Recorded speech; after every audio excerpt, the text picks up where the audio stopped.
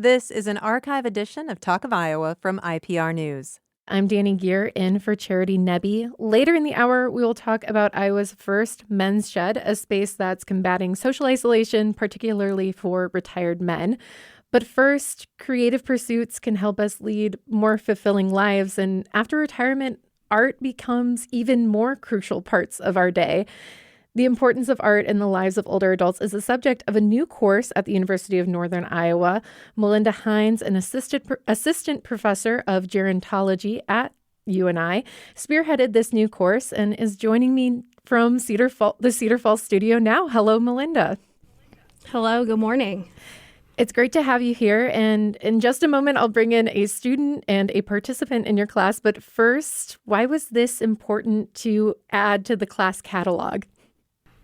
Yeah, I wanted to add a new gerontology class, which is called Understanding Aging Through a Creative Lens, because I think it's really important for all students to understand the benefits of growing older and also the importance of having a creative outlet and purpose in later life. And because this is a new gen ed offered to UNI students, not only are we reaching our gerontology students, but we're reaching a wide variety of students with different majors. And so I wanted them to have that foundation of understanding that older adults can live creative lives and take up even new practices in older adulthood. So that was one of the reasons why that I wanted to start it. Yeah, and I understand intergenerational connections is a big piece of this course too. Yeah, so each semester that I teach it, I'm planning on working with an older artist in the area and bringing some opportunities for both the artist and students to work together. So this semester we're working with Jim and Santa Kerns, who are helping students work with clay and pottery and have an opportunity to try some of those skills. And so the goal is just to learn from each other, not to maybe become a practicing artist necessarily, but just to be open to those new experiences. And then in addition to working with the clay, we're also learning more from Jim and Santa about their lives and the impact that creativity has had on it and the benefits of it. I know we're going to be talking a little bit about Men's Shed later, but we also brought in some Men's Shed members into the class and had students learn from the men and have conversations about aging and identity, just to have more of those open conversations, because I think we tend to be sort of an age-segregated society, and I wanted to have some of those intergenerational connections as part of the class. Mm-hmm. And so you might have either a gerontology student or somebody coming from a different major who may in the future be working with older adults that doesn't have many connections outside of maybe within their family, just with their grandparents. So I guess how important is that piece to combat possible biases that these students might have when it comes to older adults? Yeah, I think it's very important. I think no matter what workforce we're going into, our workforces are becoming more intergenerational. So the possibility is high that you're going to be working with multiple generations, and you need to have an understanding of not only your generation, but those people who are older than you. And I also think it's important to make sure that you have more of a realistic and accurate understanding of aging. Unfortunately, I think there's a lot of misconceptions and aging stereotypes in society. And so we talk a lot about that in class and try to correct some of those myths that are prevalent in our society. What are some of those common misconceptions you see? I think a common misconception is that, everybody's going to get dementia. That tends to be a common myth that is out there. We did some dementia-friendly training in our class and talked a little bit about how that is not a typical part of aging. I also think there's the prevalent myth out there that, all of your best years are behind you, which isn't the case either. And I think a lot of the students, when we had the older adults come to class and they were hearing directly from them, realized how active and engaged those individuals were in their communities and how much they were enjoying life. So I think those are two of the major things that we've tried to correct in our class specifically. Mm-hmm. And it feels perfect. We're talking about this right after Election Day, when where would our polling places be without older adults in our communities volunteering? Absolutely. Now I'm going to bring into the conversation Randy Williams, a senior in physical education at UNI and a student in Heinz's class, as well as Jim Kerns, a UNI alum and a local artist who has been lending his time teaching Heinz's students about pottery. Randy and Jim, welcome. Welcome. Good morning. Good morning. And Jim, I should mention that you have been doing pottery since the late 60s. You and your wife, Santha, are very involved in the art community. So art has been a lifelong love for you, not something that you picked up in retirement. But what have your creative pursuits meant to you since retiring? Well, since retiring, I believe that when you retire, if you just go home and sit down, that's your retirement's not going to last very long, and you're probably not going to be very happy. So I took the opportunity in retirement to expand what I do in the studio. There are more physical limitations with my age. I can't do some of the things I did when I was younger with the clay. But there's a lot of avenues. Clay is like there's an infinite number of directions you can go with clay. We traveled more with some of the clay for a while. We got kind of tired of that because of the work involved with it. But then used that as a kind of an inroad to work with some of the art students at UNI and primarily with the sculpture department there. And try to spread some of that, the joy of creation. And I see kind of my mission as a potter at this point is education. How much nicer it is to use a handmade cup than it is to use something that's produced off a machine. So. Mm-hmm. And we were able to have you on the show earlier this year for the work you did with the public art program at University of Northern Iowa. Students were able to create sculptures for the Clear Lake Sculpture Garden. But as part of this course, you've been giving pottery lessons, of course. I'm curious, how have your disciples taken to it? It was great. It was just great. We brought the clay in. We pulled the old pottery van up and parked in metered parking there and dragged the tables out. And we had a very beautiful day, although a little buggy. And I did some drape molding on some pieces, and all the students really got into it. Very cooperative, helped out with setting up, tearing down, all that kind of stuff. And then we loaded them back into the van so that the second stage of that, with clay, you want to catch it when it's the right moisture. You had to let them firm up a little bit before they could paint the insides of these pieces. And so, the cooperation of all those kids and Melinda was just terrific. So, mm-hmm. Randy, have you found a secret talent in pottery? A talent would be a stretch, but also, if I may interject on what he said, we all hated it. It was miserable. Jim was terrible. No, I'm just kidding. But yeah, it was a great time, and I feel like it was done in a way to where even people like myself that don't have much experience with pottery, with working with our hands with art, could succeed at it.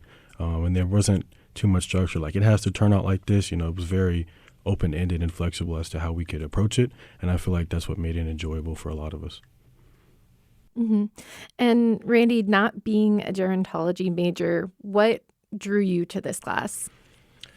So when I saw the name of the class, creativity, I can't remember off the top of my head, but something about creative aging through, it was, the first thing that popped out to me was, we're going to think about aging creatively, like through a different perspective than what we are commonly told.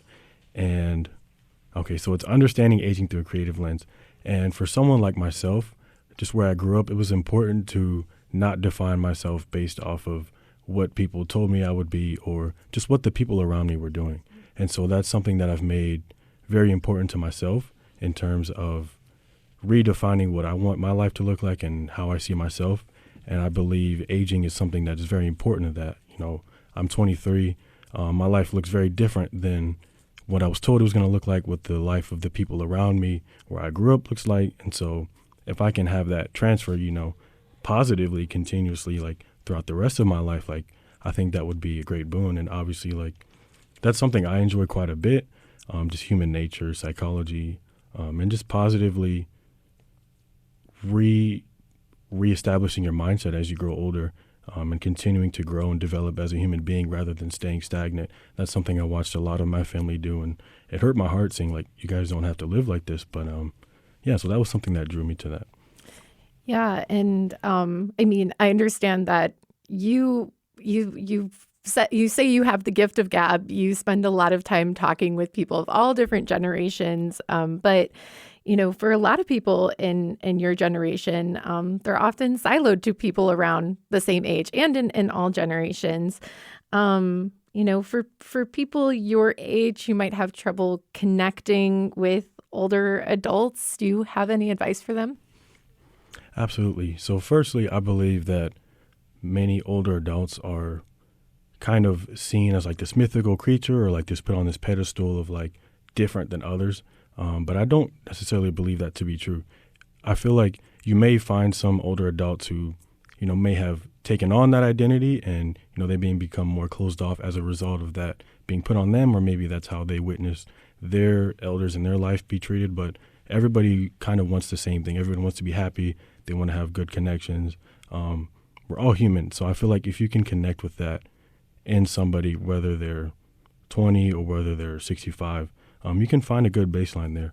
And another thing would be just approaching with curiosity and a desire to understand, from a place of that genuine authenticity of wanting to connect versus, you know, what can you gain from this?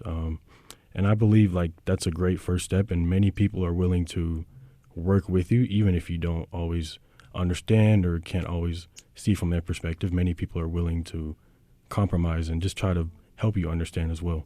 Mm-hmm. Jim, anything to add there? Would you say you're not a mythical creature?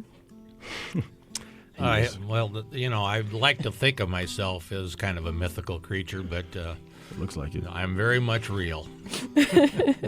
Well, we're going to take a quick break. I'm speaking with Assistant Professor of Gerontology Melinda Heinz about her new course, Understanding Aging Through a Creative Lens.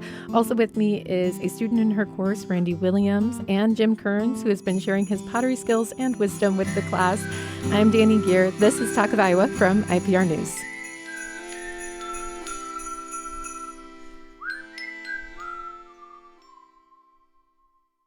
You're listening to an archive edition of Talk of Iowa from IPR News. I'm Dana Gear in for Charity Nebby. I've been speaking with gerontology professor Melinda Heinz. Later in the hour, we'll be talking about her starting Iowa's very first men's shed, which is a space for connection for men, particularly those who are retired. But first, we have been talking about her new course with her student Randy Williams and local artist Jim Kerns, who has been teaching the class pottery. The course is Understanding Aging Through a Creative Lens. And a big part of the course is having intergenerational conversations. I understand during one of the classes, students were painting and just talking with older adults. Melinda, I don't know how much you heard as you were walking around the course, but I guess there any moments that stuck out to you as students were having these conversations? Yeah, I had about 4 groups of students who were paired with a men's shed member. And a lot of the conversations talked a little bit about, you know, what do you like about retirement? How are you engaged in retirement? And I think, you know, the students were more surprised that, you know, a lot of their social calendars and everyday lives were incredibly busy. It's not that they were just sitting at home. It's not that they were waiting for days to pass. They were very active in the community. And so I do remember a lot of the students mentioning that and talking about that and being somewhat surprised by that, because there again, I think, you know, as a society, there are so many misconceptions about what aging and older adulthood looks like. But it's not passive. It's much more active, I think, than people think about. Mm-hmm. Jim, what are some of the questions you've been fielding from students? Oh, it was a wide range of questions. And many of them really relevant to the class as far as how this creativity and helps us to get involved and keeps our minds fresh and learning new things. But there were also questions about international travel. We've done a fair amount of that, so it was a chance to share some things that I hadn't thought about in a while. And of course, the last question was the most relevant at all, when they wanted to know how we managed to maintain our hair at this age.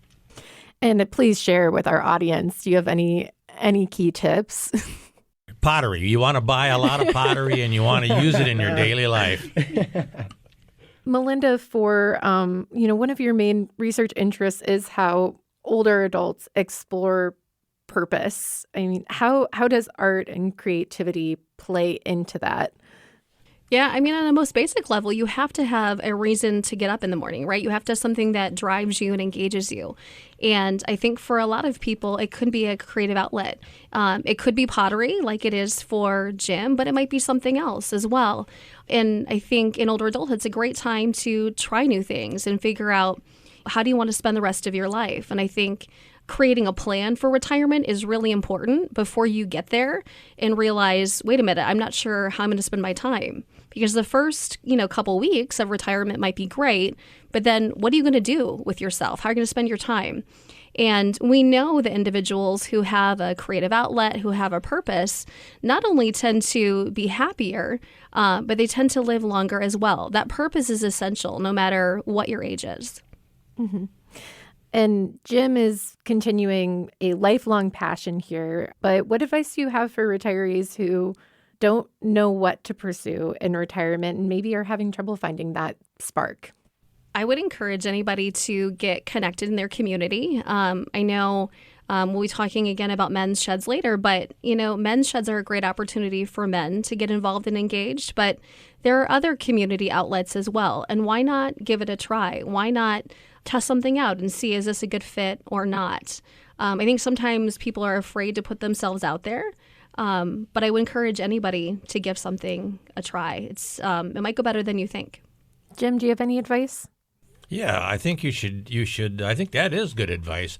If there's anything that you care about, and everybody has something, reading with elementary school kids, trying a new craft or art, go down and sign up for a class, volunteer, go down to the library and volunteer, go to the local arts center, you just get out of the house and go volunteer with your church, with your school, with some local nonprofit. They're always looking for help. They'll be happy to see you, and you will enjoy it. It'll put a little more pep in your step and a little more purpose to your day, and I think and a little more smile on your face. Mm-hmm. And Melinda, you mentioned that a lot of people fall into more passive tasks, more passive activities. What are the differences between what would be considered a passive activity versus an active one? Yeah, so I think a lot about the amount of time that individuals spend either watching TV or surfing their phone on social media, whatever it might be. That's not real engaging. That's not going to be stimulating you in the same way that being out in your community and interacting with others, actual people, is. And so I know for some people, it feels like, oh, I'm not sure I want to try that or do that. But not only are you helping and serving your community, but you're helping yourself too by making more of those social connections, cognitive connections too. Jim, before the show, you shared with me one of your pieces, a platter called Gary's Descent. Can you describe that piece for those at home listening? Right. So with art, it's an avenue. It's a cathartic, oftentimes, experience where you can get things out and help resolve things in your mind. I have a buddy a brilliant guy who is going through into dementia. And so that piece, 4 quadrants, with the upper left being a joyous and bright person that we all loved and knew so well, and then transitioning into the 4th quadrant where it's much darker, the descent into that, that good night, I guess. But the people that bought that piece have expanded that in their understanding. We were able to visit with them about the piece, and they see it as has a more societal kind of meaning to them, and talk about some of the things that they see going on. And it's a little frightening when you look at that 4th quadrant, I'll tell you. Mm-hmm. Yeah, it's really beautiful and haunting at the same time, and it really gets at how art can help us cope help us grieve. And we experience loss at all stages of life, but we experience more as we age. How has art been an outlet for grief? Yes, anytime you can, with grief, to create something and just go work in clay and do a piece. I had some good potter friends that have passed away, and I oftentimes do a series as an homage. Clarence Alding, who was the director of the Waterloo Center for the Arts for years after he passed, did a whole series kind of in his style, and it helped me to resolve and say goodbye to Clarence. So I see it in many other people's work as well. And if you look at a piece of work and actually can talk to the artist and see what they have to say about it, you'll pick up on some of those things. Mm-hmm. Are these the kinds of conversations that come up in the course, or is it kept kind of light with the students? No, I think the conversations often go deeper than you might think. Right now, the students are working on some Pechacucha presentations about the person that they interviewed, which was an older adult, about some of the most meaningful experiences of their lives. And as the students are presenting them, there are maybe some happy moments, but there are also some sadder moments. Some of the older adults have lost a partner or lost a sibling for a variety of different reasons. And the students are kind of reflecting on that and sharing not only its impact on the older adult at that time of the event, but how it continues to impact them even today, even if that loss occurred during childhood. So we're having an opportunity to think about how these experiences continue to affect older adults. Mm-hmm. And Randy, you interviewed an older adult about their life. Can you tell me about that conversation? Yeah, so I walked away from that conversation speechless. I remember walking away from our hour-and-a-half long interview, and I was dumbfounded, like I didn't have any words. I believe my individual was Terry Allen. He is a retired football coach now, but he helps at Iowa State. He was a coach at UNI for quite some time. He was also a student athlete here. And I'm a physical education major, and I really want to coach.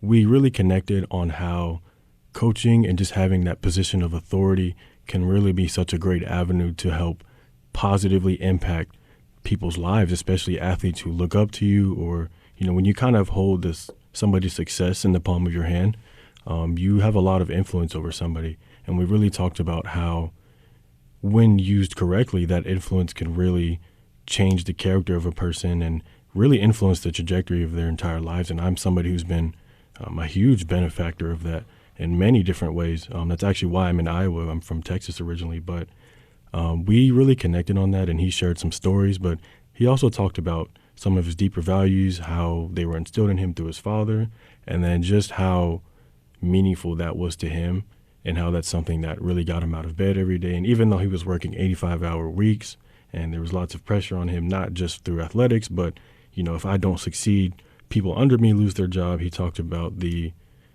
motivation to continue because of how much positivity he could put out in the world and how much he could help influence the lives of young people. And it just got really, really intimate and very deep as we continued to talk through it was something I'm very glad I got to experience and just make that connection with somebody on something that means so much to me. And he gave me some advice as well. And just, it was inspiring as well to see somebody, more than double my age still have that spark in them. And that was something that was really inspiring to me as well. Mm-hmm. What was some of the advice you got? Surround yourself with good people. So that was number one. We talked about how lots of coaches and people, especially in that field, will face a lot of burnout. But if you keep good people around you, good support, it'll help reduce some of that burnout.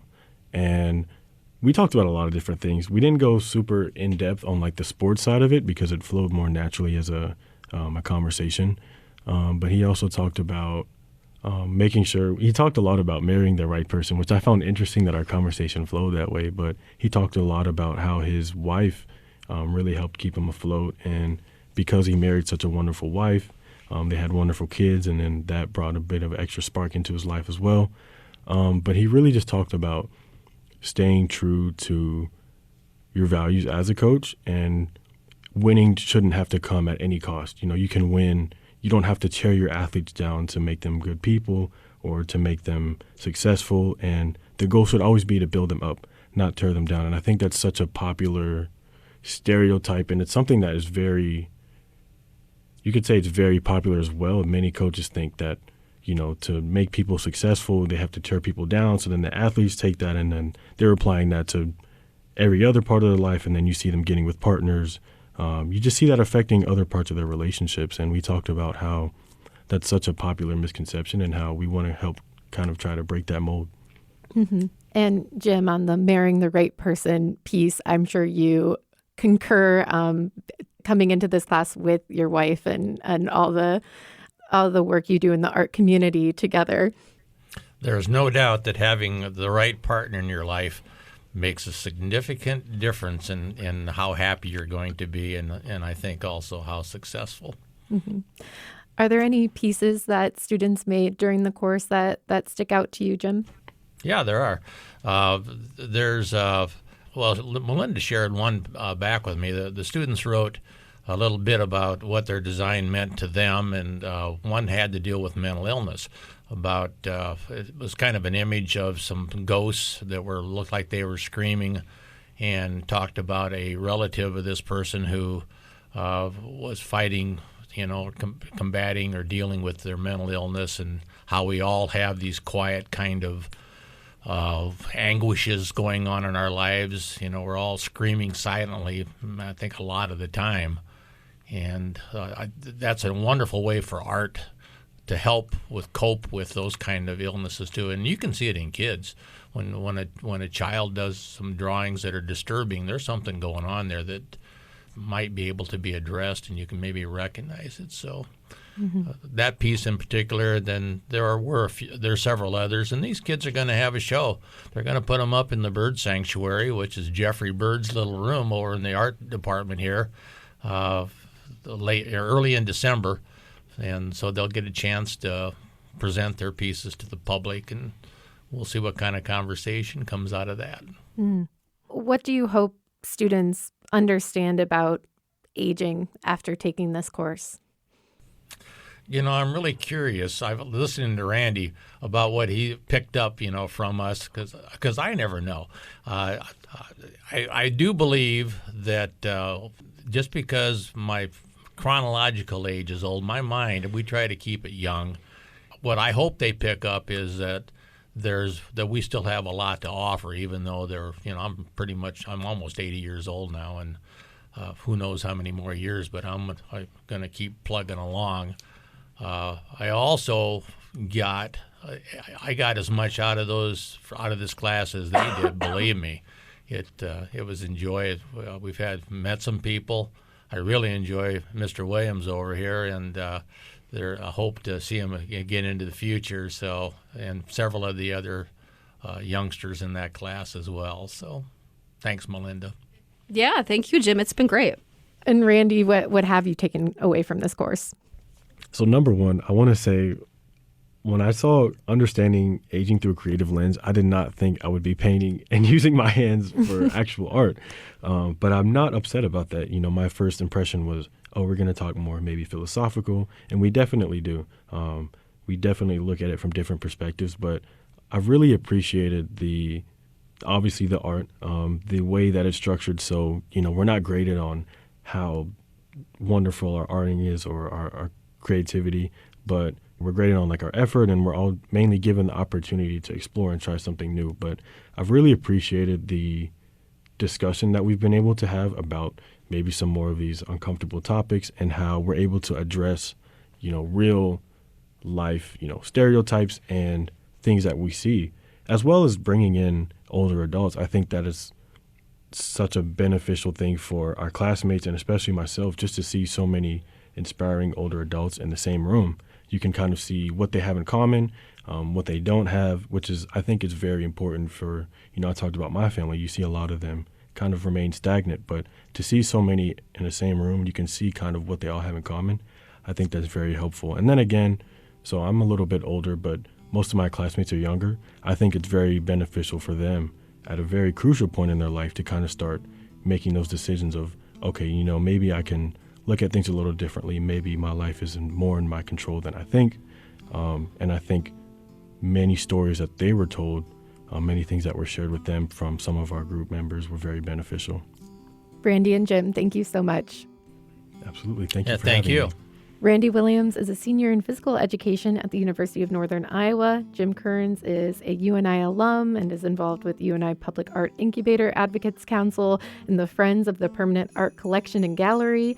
Melinda will be sticking with us to talk about the Cedar Valley Men's Shed, a space for men in the area to create and connect, especially those who are retired. That's after the break. This is Talk of Iowa from IPR News. I'm Danny Gear.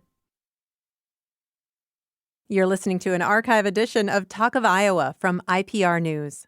I'm Danny Gear, filling in for Charity Nebby. The first men's shed was started in Australia in the 1990s as men faced high rates of unemployment and depression. Today, these spaces around the world help combat social isolation, especially for men who are retired. I've been speaking with Melinda Heinz, a professor of gerontology at the University of Northern Iowa, and this year she started Iowa's very first men's shed. And Melinda, I understand this started on a trip to Ireland. Tell me about your first encounter with a men's shed. Yeah, so I took students abroad to Ireland in 2018, and I had a colleague who told me, well, if you're taking students to Ireland, you really need to visit a men's shed. And I thought, well, what's a men's shed? I've never heard of this. So I trusted her, and I thought, yeah, well, we'll add it to the itinerary. And then when we got there, I was blown away. So we went to a men's shed in Dundalk, Ireland, and saw so clearly the different opportunities and outlets for men. They had their own garden, they had an art studio, they had a wood shed, they had a gathering place to have conversation. And it was so clear to me that this was bringing purpose to their lives that I thought, I really need to know more about men's sheds. And so in 2022, I went over to Ireland as a Fulbright scholar to learn a little bit more about as many sheds as I could. And at that time, I was based at the Technological University of the Shannon in Limerick and studied men's sheds throughout that county. And I studied both rural and urban sheds and was able to see just the profound impact they had on men who were attending them. Ireland has more sheds per capita than anywhere else in the world, which made it a great place to go and learn from sheds there. And that's really how it all started, was to hear directly from the men there about the impact that the shed had on them. Mm-hmm. And it's interesting because this started in Australia, but Ireland obviously took to it pretty. We're in favor of it. Why is that? Do you think that Ireland kind of went full force with the men's shed movement? Yeah, no, I think Irish people are very community minded. There's very much looking out for our own and making sure that individuals have an outlet to gather and be connected. And so I think it was just natural for them to take off there. I mean, Ireland is also, a smaller country, so word of mouth is easier to, share the idea about sheds with people and then having individuals start their own. But it's really interesting. Yeah, they started there back in 2012, I believe, and are still going strong. I mean, even after COVID, COVID, I think, was hard on sheds, but a lot of them persisted and moved online during that time and then reopened when they could. And the belief in men's shed is very strong there, for sure. Mm-hmm. And I understand each men's shed varies greatly depending on the interests of the men in that area. Yeah, the idea behind men's sheds is that the activities and how those individuals are engaged is very much driven by the members. And that's something that is unique to men's sheds. It's not that somebody's coming in and saying, here's where we're going, here's what we ought to do, but it's the people who are interested in participating that drive those activities and engagements in the community. And so I think that's also a reason why it's so successful, because the men have that autonomy to decide, what are we interested in? How do we want to spend our time here? And how can we make that happen? Mm-hmm. And this movement is, of course, focused on men. I did see a couple articles where women were getting involved in the men's shed. So not exclusive, but, why did there need to be a focus on men? Well, we do know that the social networks of men and women do tend to be quite different. So women's social networks tend to be larger, and for men, they tend to be smaller. And we also know that when men retire, they tend to have a more difficult time with that transition as compared to women. For a lot of men, their career is their identity. And when they no longer have that, it's sort of like, okay, who am I now? Or what do I do with my time now? And so creating a space like a men's shed is a way for you to connect with other people, form new friendships at a time when you might really need that. Because when you retire, maybe you don't have that many connections. Maybe you had a few coworkers that you were close with, but if you're not seeing them every day, who else, maybe besides your partner, are you interacting with? And so the men's sheds, I think, are helping to fill that void for a lot of men. Mm-hmm. And I'd like to bring into the conversation Bill Henninger, a retired law enforcement officer and a member of the Cedar Valley Men's Shed. Bill, thanks for being here. Good to be here. You've been retired for 4 years now, and, work makes up a big portion of our social interactions. So socially, how was that transition into retirement? Well, for me, I actually took the advice of my dad when I retired. He said, "Son, take the first 6 months and don't do anything, just relax." And but that can turn into relaxing too much and wanting to do more than just look out the window and oh, I'm retired, I'm finally here. Now what? And so for me, I was a couple of months shy of being in law enforcement, 37 years. So I was thankful to go that long and then walk away from it, and to look for something else to do and have meaning doing. So for me, it wasn't so difficult to walk away from that. It was more of, okay, now what do I get involved in to keep me busy? And at first, I actually had a short stint in working for the high school in the kitchen. And so I was in the dish room cleaning trays and meeting students, and it was fun. It got me out, gave me something to do. And then as things progressed and my wife and I moved and downsized and moved into the Cedar Falls area, then I was looking for more to do and to keep me busy. It's great to go out and ride the bicycle and take a walk and do all those kind of things. But the idea of the men's shed came up, and my wife encouraged me to get involved with that. And that's when I met Dr. Heinz and got involved, and the rest is history, so to speak, to this point. Yeah. And what kept you coming back after that initial trip to the men's shed? Absolutely. It was there was only a few of us at first, but then as more men came in and meeting each other, learning about each other's backgrounds and where they grew up at and what they did in life with their work, just kind of the group grew, and we became more knowledgeable with each other and hearing each other's story. And then you want to come together more. You want to visit more. And then for me, at least, and some of the guys, it's now what else can we do rather than just meeting and talking? And that's where the outreach stuff comes into the community. Mm-hmm. And what have you all been up to? Well, one of the things we got involved with is with the Adopt a Park program in the Cedar Falls area. And the men's shed chose Gateway Park as one of our outreaches. And so once a month or more, we'll go over and walk through that. It's a 13-acre park. And we'll walk through and make sure the shelters are clean. It's been picked up with, the trash and stuff like that. We get our steps in that way, which is a good thing.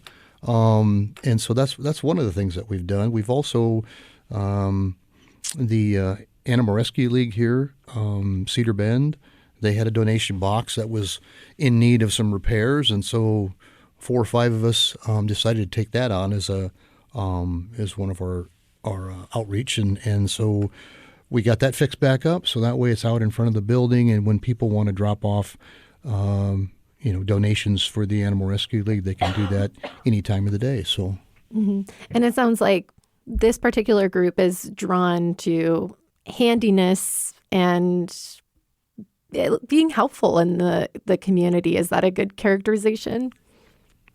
Well, yeah, I think so. I mean, we still want to meet and have breakfast somewhere, have coffee, and just visit with each other. But at the same time, I think one of the things that Dr. Heinz has mentioned to me that resonated with me is that when men have some type of mission they're involved with, where we're meeting together and doing something shoulder to shoulder, so to speak, working on something, the connections are maybe run a little deeper, rather than just sitting around playing cards and drinking a beer, and nothing wrong with that to some degree. But you want something else that's gonna push the group a little bit to try and problem solve, and then in the end, hey, the 4 or 5 of us got together and figured this thing out, and this is our accomplishment. So, yeah, Melinda, can you expand on that?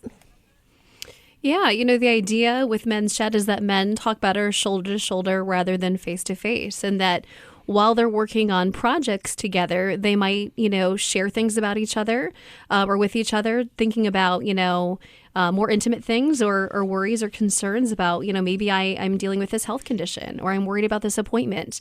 And for some men, it feels less threatening to be able to have some of those conversations while they're engaged and their hands are busy and they're just not sitting across from each other. Women are more likely to do those things, but for men, that's not as common.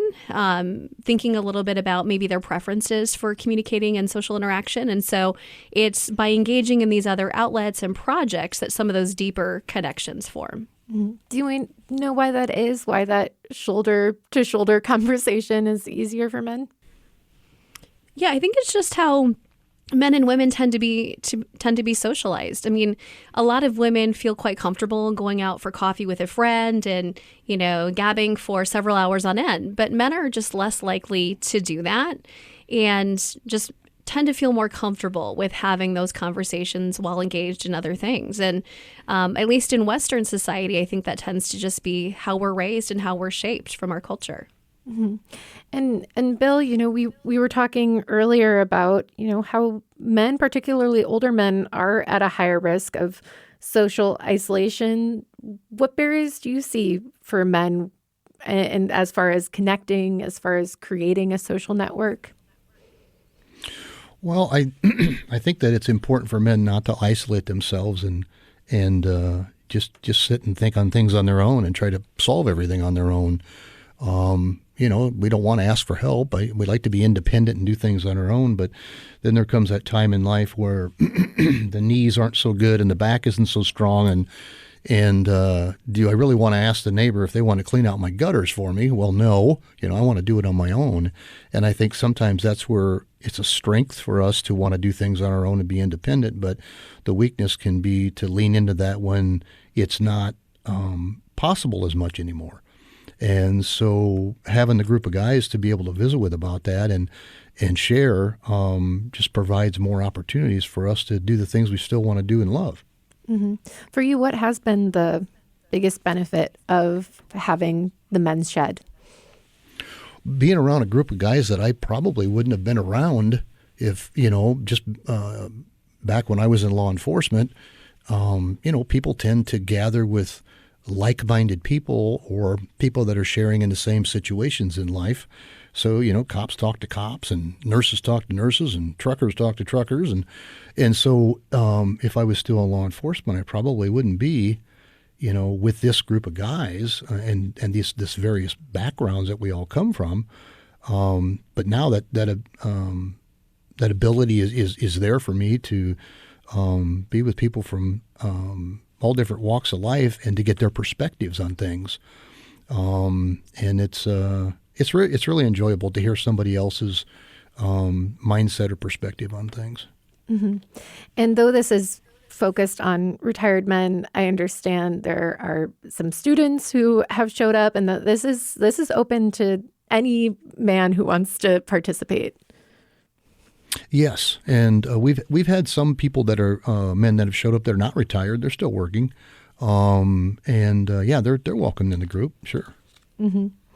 And I'm sure at any age, an opportunity to connect is something that people are looking for, especially today.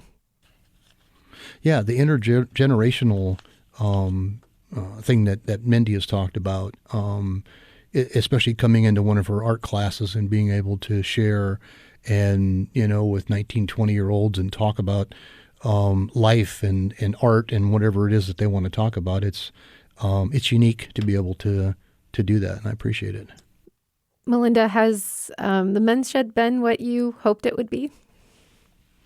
Yeah, when we started it early on, I gave a talk at the Cedar Falls Public Library, and, just getting the concept out about what a men's shed is was somewhat challenging just because they're less common in the U.S. We have about 30 spread throughout the entire U.S., and ours is the only one in Iowa. But, it took a little while to get the word out, but it's incredible to see where it is now, to have a consistent group of guys who are coming back and interested in giving me ideas about, what guest speaker we might want to chat with or a field trip that we might want to go on is so exciting for me. And then also to see some of the different connections that some of the guys have made on their own. We had one gentleman who was giving a talk about drones actually over the summer. And, another gentleman was having some questions about that and was interested in purchasing one. And so then he had contacted that other member of the Men's Shed, and then they had more conversation about it. And just to see the Men's Shed grow even beyond just our Wednesday meeting was incredible. And I'd love to see those connections. And hopefully they'll last for a very long time. Yeah. What are some of your hopes for the future? I'd love for our Men's Shed to continue growing, to attract more men in the Cedar Valley who might be interested in getting involved. There's no pressure to come every Wednesday. You'd always be welcome, but you can kind of come and go as you please. And I would also love to see there be more men's sheds in Iowa. There's no reason why there can't be at least a handful throughout the state, because I think there's a need for them. And I think men are eager to get involved and engaged in them. So if anyone's listening today and you're interested in a shed, try it, start it. Absolutely. I'd love to see them become more of a known phenomenon in Iowa. Any advice for people interested in starting their own men's shed? You got to start slow, I feel like. Don't be discouraged because, again, people aren't familiar with men's sheds as much in the U.S. And so first starting with, what is it? And then maybe gathering a handful of men who are maybe interested in driving that forward, I think would be a good next step. But maybe it's first starting, a public talk at a library about, what's a men's shed? Why might it be beneficial? And then getting a sense of who's interested in leading that and getting together, and start small and see where it takes you. Melinda and Bill, thank you so much. Thank you. Thank you. I've been speaking with Melinda Heinz, Assistant Professor of Gerontology, and Bill Henninger, a retired law enforcement officer and a member of the Cedar Valley Men's Shed. Those interested in learning more about Iowa's first men's shed can search Cedar Valley Men's Shed on Facebook. Today's show was produced by Sam McIntosh. We had technical assistance from Tony Daner. Our executive producer is Catherine Perkins. I'm Danny Gear. This is Talk of Iowa from IPR News.